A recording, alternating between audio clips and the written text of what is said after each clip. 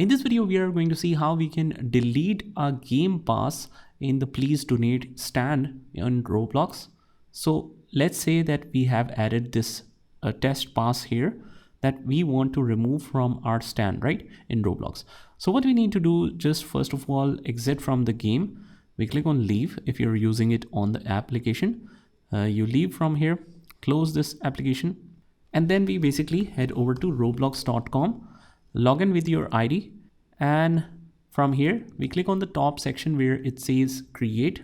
So click on that, and once we click on that, and on the left hand side we can see this creations option. We will head over to that, and from here we will find our place. So make sure this place is public. If not, you can accept the questionnaire about it, and once you do that, you should be able to set it public. So we clicked on that, and if it shows you this error that game unplayable and so on, I've also shown you in a separate video how we can resolve this error, so you can check that up.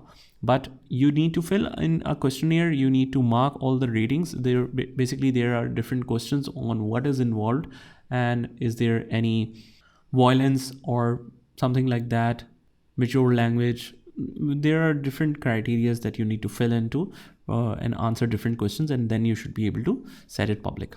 So once you click on that, you open that up. On the left hand side, you will see this options of monetization, right? Under monetization section, there is the option of passes. So from here, you just select the pass that you want to delete. This was a 20 Robux pass. We click on the three dots next to it. So as you can see, it says disable the regional pricing.